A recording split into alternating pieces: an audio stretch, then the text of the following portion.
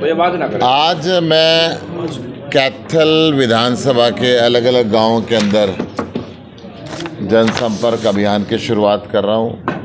पट्टीखोल गांव के अंदर मैं पहुंचूंगा अभी, पट्टीखोट के अंदर, फिर मानस के अंदर, फिर बाबा लदाना के अंदर, फिर बूढ़ा खेड़ा में, संगतपुरा के अंदर, नंद सिंह वाला के अंदर, सांगन के अंदर, मालखेड़ी के अंदर, पांडला के अंदर, गढ़ी पाडला के अंदर, और फिर वार्ड नंबर 25 में तलाई बाज़ार के अंदर शाम को। इस तरीके से हर रोज़ मैं 15 से 20 गाँव के अंदर और शाम को शहर के वार्ड के अंदर लगातार, कल से मैंने शुरुआत की थी। कल मैं रादौर में था, आज मैं कैथल में हूँ, तो आने वाले कल मैं कलायत में हूँगा। इसी तरीके से पूरी की पूरी 9 की 9 विधानसभाओं में लगभग जो 950 गांव हैं और 150 के करीब जो शहर के वार्ड हैं, मैंने तय किया है कि हर वार्ड में और हर गांव के अंदर जाऊंगा।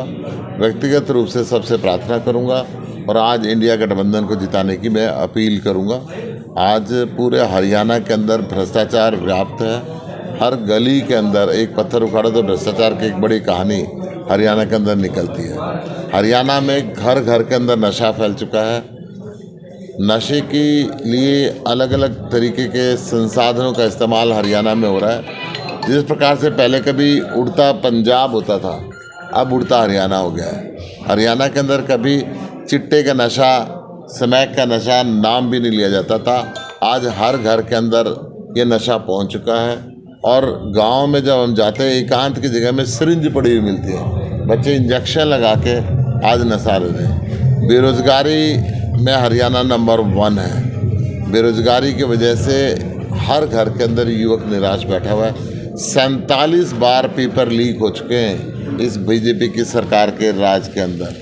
और लोग अपनी ज़मीन बेच बेच के अब अवैध तरीके से विदेश जाने लगे हैं। गांव के गांव खाली हो गए हैं। बॉर्डर पे कई बार जो ज़मीन बेच के नौजवान गया, गोली से मारा गया, लाश वापस मंगाने के घर वालों के पास पैसे नहीं होते। अवैध तरीके से जो एजेंटों के माध्यम से बच्चे गए, हरियाणा सरकार ने भी कुछ बच्चों को, जब ये लड़ाई हो रही है यूक्रेन में और इजराइल के बीच में, यहाँ पे भेजे गए, युद्ध के क्षेत्र में उन बच्चों को झोंक दिया गया।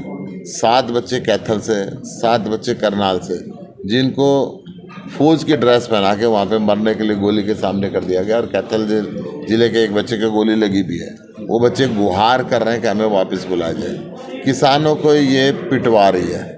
मैं अभी देख रहा था कि किसान संगठनों ने अपील की है कि भारतीय जनता पार्टी और जेजेपी के किसी भी कैंडिडेट को ना गांव में घुसने दिया जाए, ना उनको वोट दी जाए। आज गांव के लोग उनसे नफरत करने लगे हैं। जिस प्रकार से एमएसपी का वायदा करके प्रधानमंत्री जी मुकरे, 750 किसानों की शहादत के बाद जब 3 काले कानून वापस लिए, उस समय जो इन्होंने वायदा किया, आज वो वायदा याद नहीं है। अवैध तरीके से मंडियों को बंद करने का रास्ता निकाल रहे हैं। जो साइलो अडानी बंधुओं ने लगाए हैं, 150 एकड़ के अंदर और करनाल के अंदर बनने लग रहे हैं। ऐसी स्थिति के अंदर मंडियां बंद करने की ये जो इन्होंने आड़त घटा के, पूरी दुनिया के अंदर चीज़ें बढ़ती हैं, यहाँ घटाई गई। आड़त घटने की वजह से मंडियों में मजदूर की मजदूरी घट गई। पहली बार ऐसा हुआ है हिंदुस्तान के अंदर कि हर पुराने साल के बजाय नए साल का मजदूरी बढ़ने के बजाय घटी है।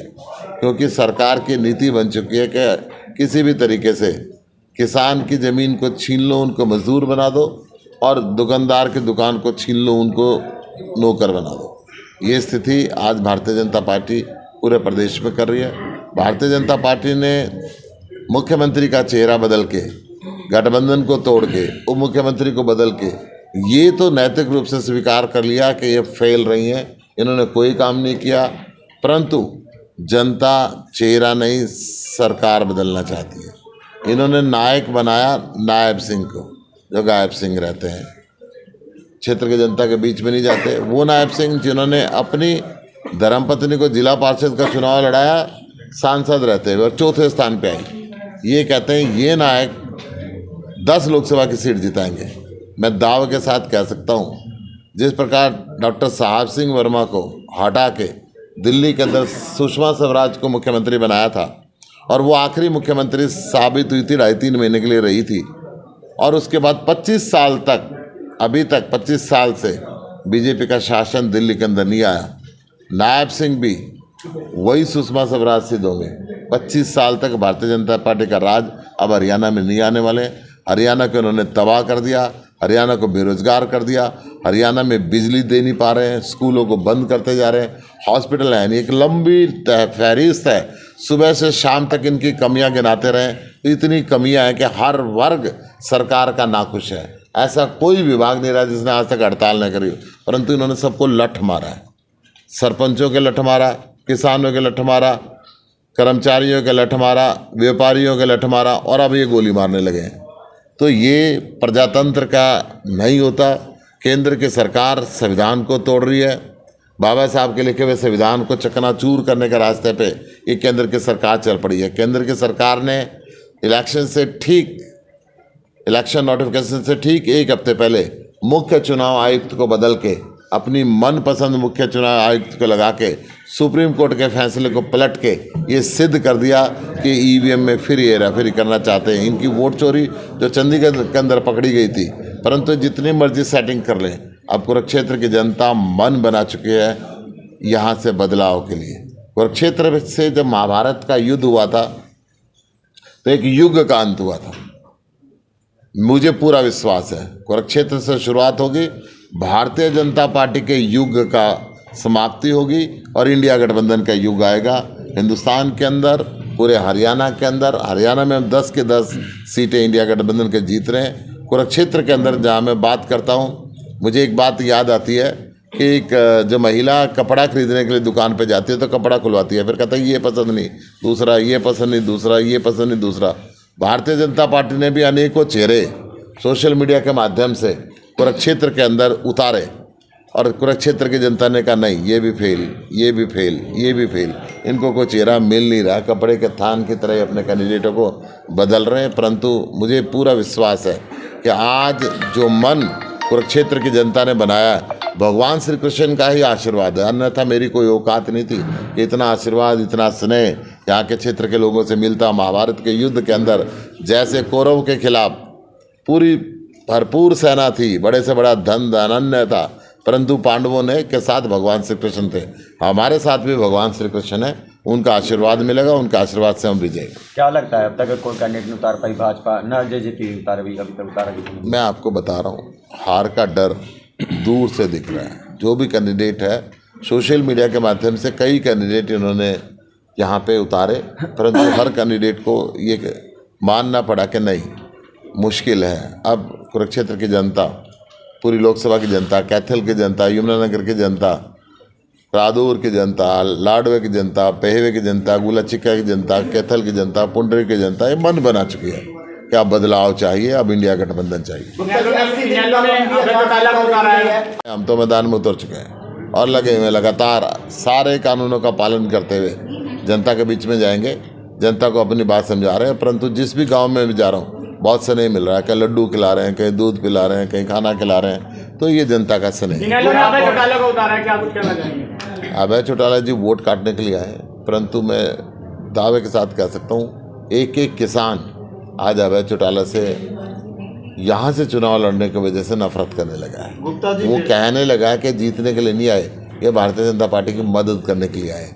भारतीय जनता पार्टी की मदद इस प्रदेश का किसान नहीं करना चाहता, इस प्रदेश का व्यापारी नहीं करना चाहता, इस प्रदेश का युवा नहीं करना चाहता। महिलाओं पे जो अत्याचार इन्होंने किए हैं, पहलवान बेटियों को जो जंतर मंतर पे रगड़ा गया है, जिस प्रकार से ब्रजभूषण शरण को आज तक गिरफ्तार नहीं किया, जिस प्रकार से किसानों पे गाड़ी चढ़ाने वाले इनके मंत्री टैनी को सबसे पहले दोबारा टिकट दे दिया गया कि आप गाड़ी चढ़ाते हो किसानों को और मौत को आप दोबारा संसद के अंदर आओ। जिस प्रकार से ब्रजभूषण शरण को दोबारा संसद में भेजने की तैयारी कर रहे हैं, जिस प्रकार से यौन अपराधी संदीप सिंह को खट्टर साहब ठोक ठोक के कहते हैं इसी को मंत्री रखूंगा, इसी को रखूंगा, इसी को रखूंगा। ये इनका जो अहंकार है, अहंकार तो रावण का भी नहीं रहा, अहंकार किसी का जनता ने छोड़ा नहीं है।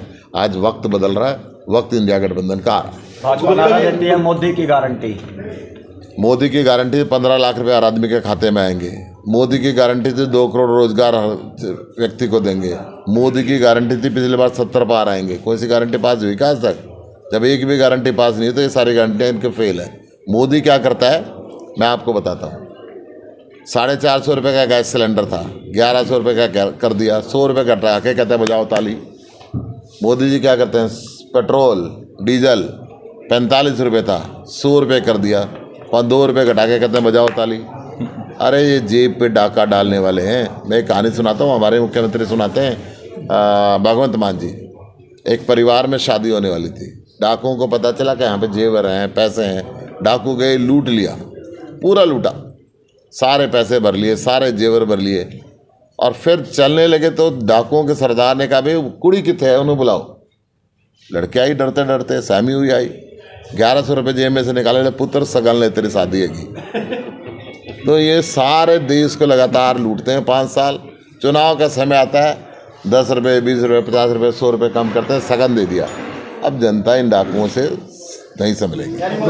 गुप्ता जी मैं कह रहा हूँ भारतीय जनता पार्टी ने डाका डाला है। जब पूरी दुनिया के अंदर पेट्रोल और डीजल सस्ता हो रहा था तो यहाँ पे महंगा हो रहा था। सारी दुनिया के अंदर जब अनाज रसोई गैस सस्ती हो रही थी तो यहाँ महंगा हो रहा था। आज मैं आपको ये बड़ी स्पष्ट बात कह रहा हूँ, जो सुप्रीम कोर्ट ने इनका भांडा फोड़ किया है इलेक्ट्रल बॉन्ड के माध्यम से, जो इन्होंने चोरी की है इलेक्ट्रल बॉन्ड के माध्यम से, जो इन्होंने चंदा लेकर डाका डाला है, पब्लिक के हजारों करोड़ रुपए माफ़ कर दिए, खुद चंद करोड़ रुपए भारतीय जनता पार्टी के खाते में लेके। तो ये डकैती है, बहुत बड़ी डकैती है।